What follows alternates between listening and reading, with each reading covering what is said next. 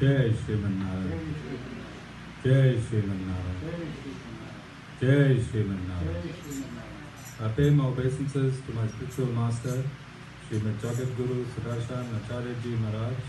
I pay my obeisances to Lord Sri Ramanuj. I pay my obeisances to Mother Lakshmi. I pay my obeisances to Lord Sriman Narayan. I pay my obeisances to the Purva Acharyas, and I pay my obeisances to the proud alvards of the Sri Ramanuj Sampradaya. I welcome all of you here physically at the Sri Narayan Dham in Durban, South Africa. I welcome those that's watching this discourse on live feed, locally, nationally, and internationally. And I welcome those that's going to be watching this discourse in advance when it is posted in the various groups subsequently. Our topic for discussion continues creation under the title of the material modes of nature, the three Gunas. We were disturbed on Sunday when we had to make a special broadcast in relation to the status of the ashram. However, we are back on track this week to continue. Is it part 3? Part 3 of material creation. We stated that in order to create, there have to be a creator. That creator must have a mind, and he must use his mind to think. So in order to create, there has to be a thought. Then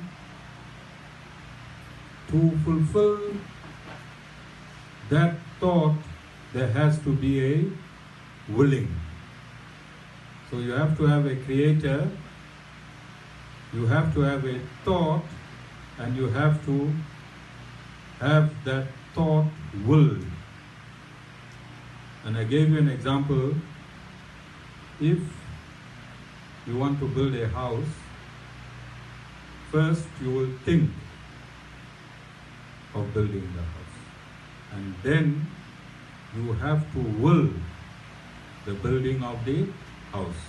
And the willing, part of the willing will be to obtain an architect who will draw your thoughts and transform it into a house. And then you need various ingredients to build that house. And in order to obtain these ingredients, then you have to have in your willing financial. You have to have money in the bank, or you have to have capacity to take a loan and build this. So your willing have to be patent or latent in you. Your willing have to be latent in you, so that the ingredients of the house can be sought and fulfilled. We understood. So now, the Creator, according to the Upanishads, in the beginning, being was alone. In the beginning, being was alone. And I explained that although the Upanishad is stating that in the beginning, being, B-E-I-N-G, will mean a living conscious entity. In the beginning, being was alone. He thought, let me become many. When we say being was alone, this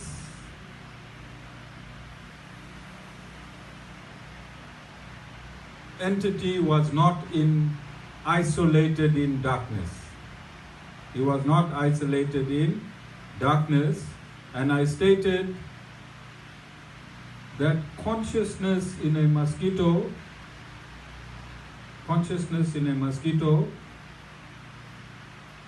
is restricted to the body of a mosquito. Your flashlight went off in one of you. Your flashlight went off. It's okay. The consciousness, and we stated that consciousness is a symptom of the soul.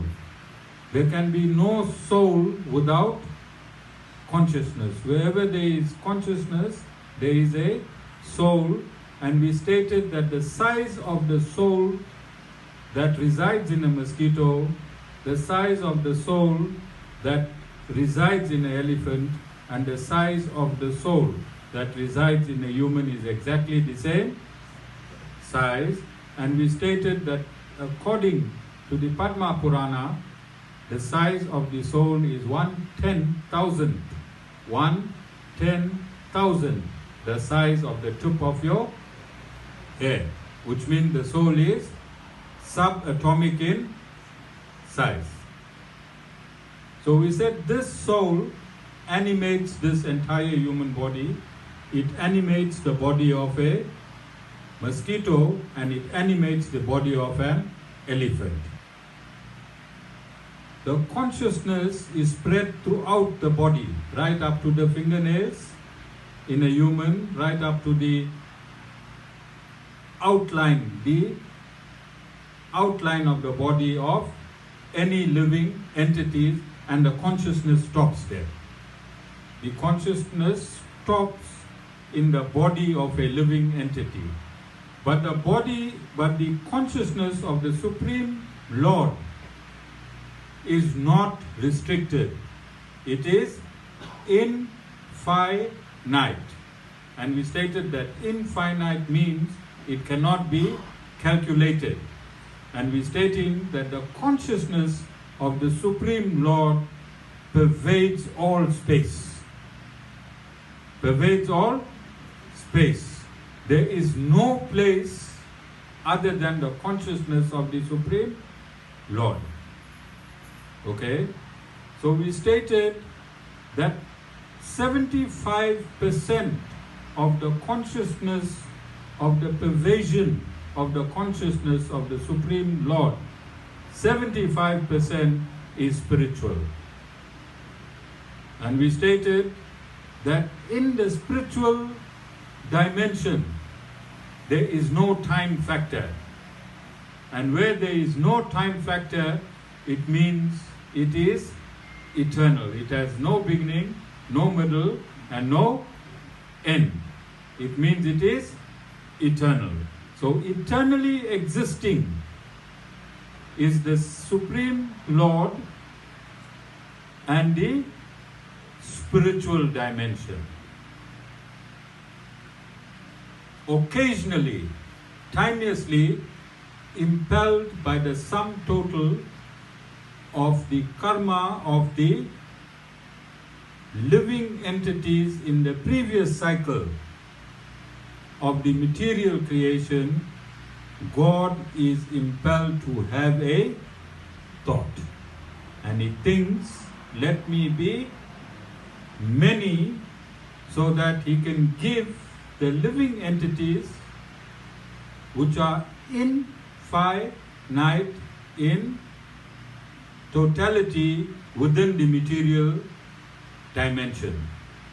So 75% of the consciousness of the Supreme Personality of Godhead remains spiritual all the time. And in 25% of the consciousness of the Supreme Personality of Godhead, material creation takes place. It survives for 311 trillion 40 billion years, and then it is annihilated again.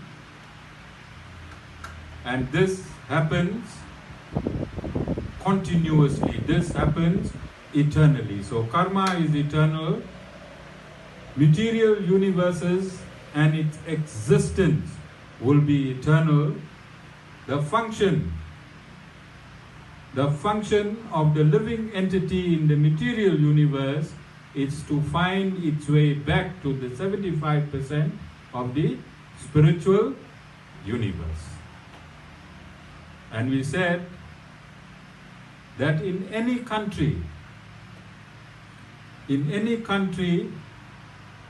when the country is formed, together with the country, a prison system is formed simultaneously. Because the citizens are aware that not all the citizenship will follow the instructions or the constitution and the various laws in the country. And we have such an expert seated amongst us today who deals with all of these laws. Okay? We welcome you, Advocate. Then these criminal facilities are not created for a particular individual. It's created for whoever transgresses the law.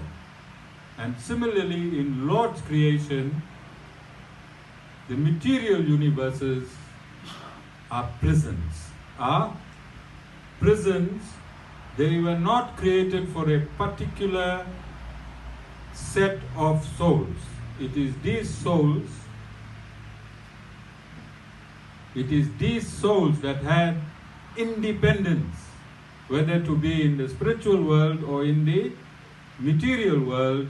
They misused, or we misused, our independence, and we wanted to be in the material universe, and God gave us ample space, ample time, and ample opportunity to be in the material universes and be the boss of ourselves.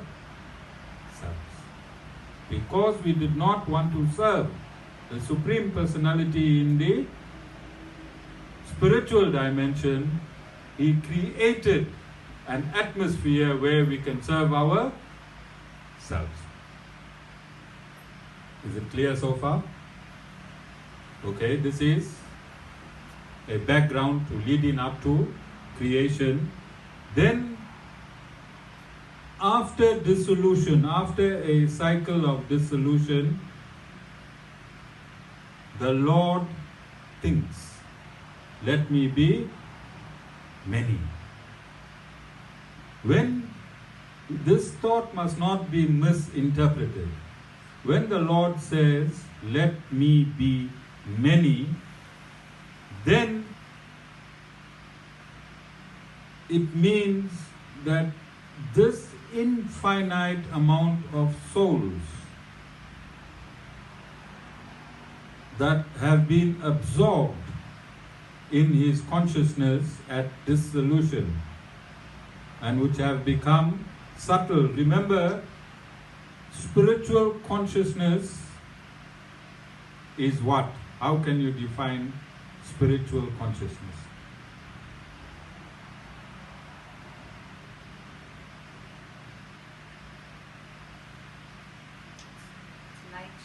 Light. Spiritual consciousness is light. The soul knows. The soul knows. The soul does not need an external mind. The soul does not need an external intelligence. The soul does not need external eyes. The soul does not need external ears. The soul is all knowing. If you are all knowing, it means you are aware of everything. And when you are not restricted in a particular material body, that means the soul is everywhere.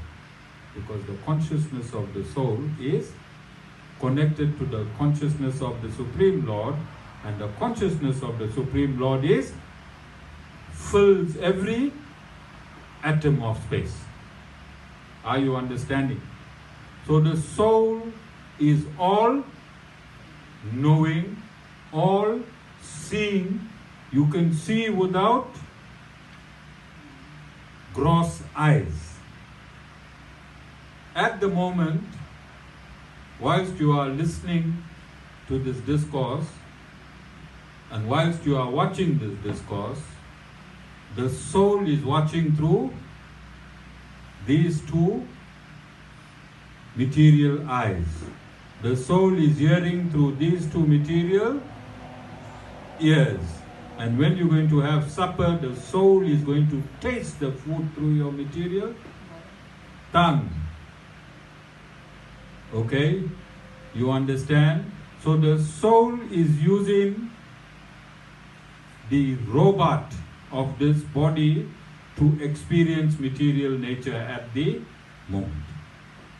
All of you understand up to this point? It is difficult to describe creation without describing the human factor. Okay? So when God says, let me become many, it means He divides Himself to fit in each living entity.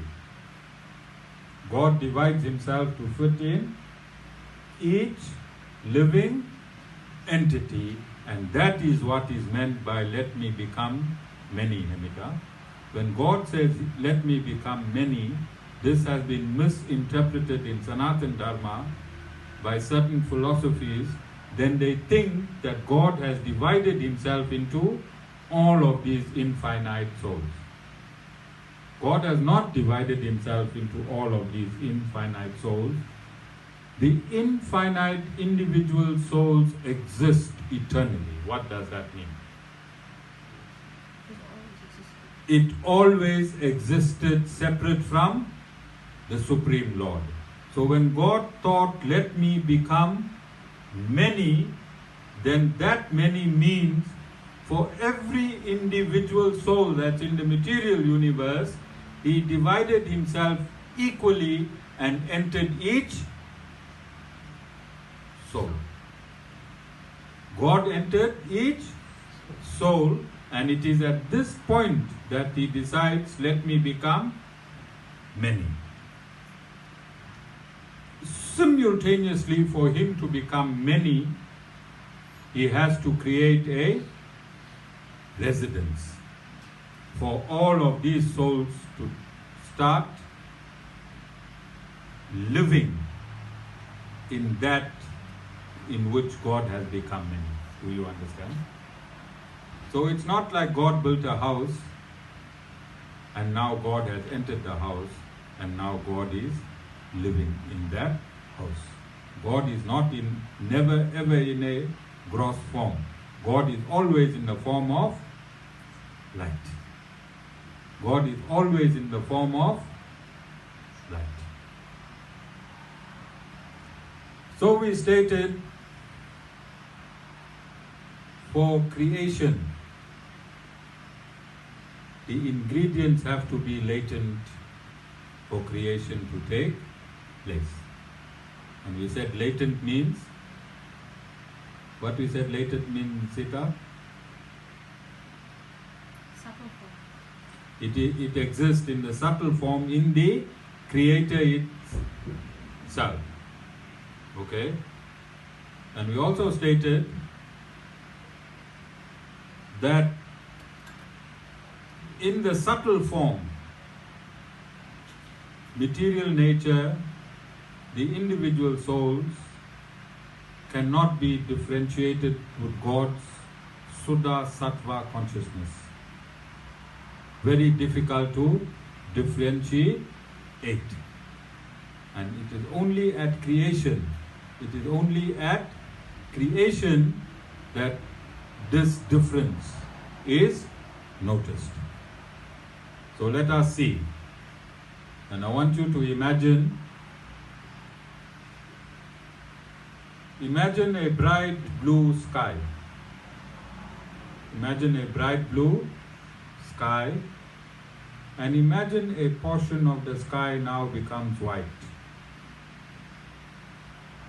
So all the time when there was no creation, the sky was blue although material nature was latent in God, you could not make out the difference in his consciousness, because material nature in its subtle form was almost equivalent to the Suddha Sattva consciousness of God. So that would be you imagining a blue, totally blue sky, and then God, when God thought, let me become many, with this thought appeared a cloud which will fill up 25% of his consciousness, and this cloud is now called the causal ocean. Have you heard of the causal ocean? You all heard? Sita, you heard of the causal ocean? So, this dimension of the Lord's consciousness, called the causal ocean, Lord Narayan now go and sits on this, sleeps on this causal ocean, and Sankarsana becomes the bedstead. What is the bedstead?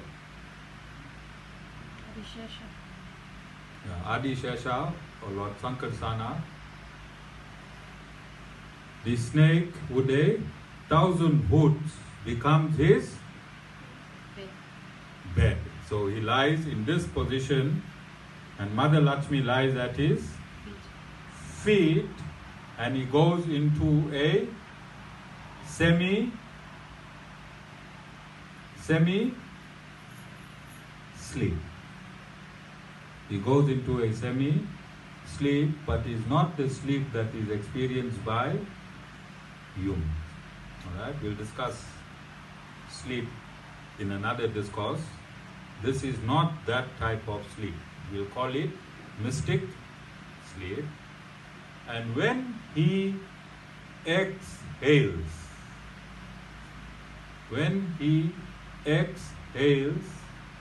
from his breath and his pause, infinite universes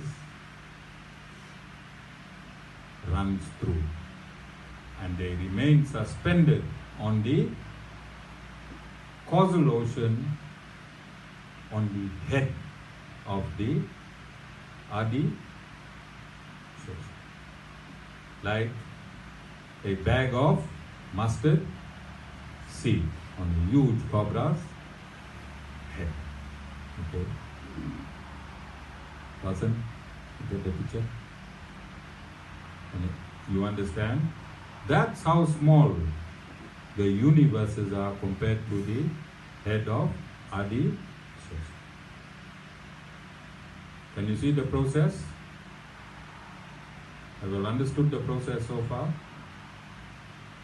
So for the purposes of material creation, Lord Narayan, as Mahavishnu, sleeps in the causal ocean, and in the causal ocean, millions of universes are suspended like footballs on a soccer field. Okay? Then, Dana's daughter is a baker. When you take all the ingredients of a cake, you put it together, and I think now they got electric mixing bowls. My time, we used to take a wooden spoon and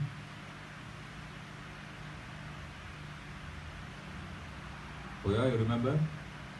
Hard butter. And you have to, and they'll put cold milk, it even gets harder, and you have to stir away. Vasan should eat half the cake before it was even put in the oven. So eventually, when this substance is all mixed, You cannot make out any difference. It is so thin when you put it in your baking tray. Can we call this cake in its subtle form? Yes. Cake in its subtle form. Alright. Then you put your oven on Suraki, and what you set your oven, that knob, what switch that is? No. Light. No. Time. Isn't time 30 minutes, 35 minutes, 40 minutes? When you mix time with the ingredients of the cake, after 35 minutes, what when you peep in the, well, Vasan should stand there all the time looking at that cake, right? After 35 minutes, what you saw, Vasan? Vasan saw the entire creation of the cake. Similarly, all the ingredients of material nature,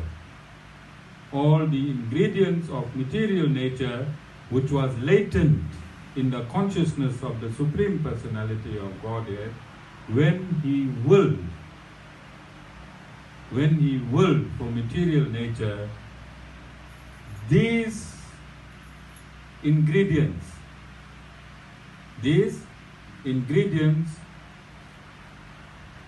the three modes of material nature, when time was added to the three modes of material nature, they broke down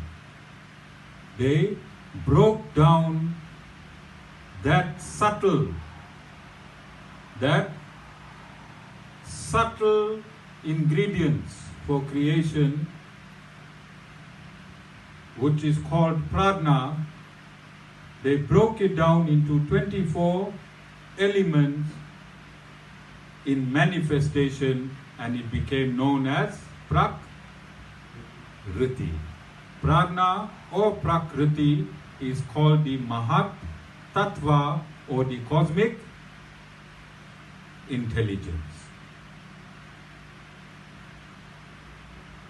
Okay, I want to stop here because we don't want to go too deep in this discourse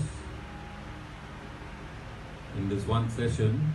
So you understand, when God wanted to create, He thought He wants to become many.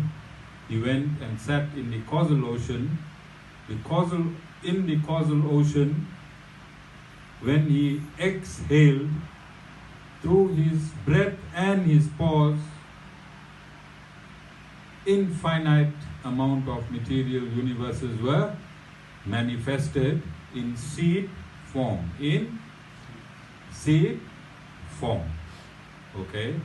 And then He let go Kala, which is time. And Kala disturbed the three modes of material nature, which is Satagun, Rajogun, and Tamogun. And when they kicked into action, they broke down the Mahat Tattva into 24 elements. Okay? And in the next part, we will show how this Mahat Tattva, when they combined and permutated with this 24 basic elements of creation, this entire creation took place. But we're doing a step-by-step program for creation, and this might take about 20 parts before we complete it. So once again, I'm inviting the scientific community to join hands with Sanatana Dharma, so that we do not look at creation from the down top, but we look at it from the top down, because all the information in creation is already available in Sanatana Dharma. It's already available in the Vedas, and we do not want to reinvent the wheel. If the wheel is there already, what we should do? just use it. And this is why NASA and the rest of the scientists, they're calling creation the Big Bang, and they cannot go behind the Big Bang. And I've checked recently in the scientific journals, they have now realized that there is an intelligence behind creation. And they've also realized that if creation, if in the process of creation is 1 millisecond off, there will be a catastrophe.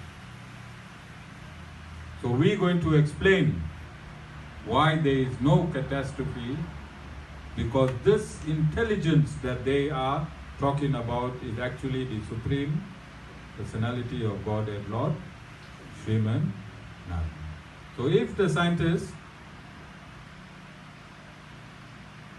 go and find bona fide spiritual masters from any part of the world, from the Sri Sampradaya, and they sit and they have discussions with these self and God realized gurus, then it will assist them and alleviate a whole lot of unnecessary work in finding results in creation itself, because creation is already part of the Vedas. Jai Sriman Narayan.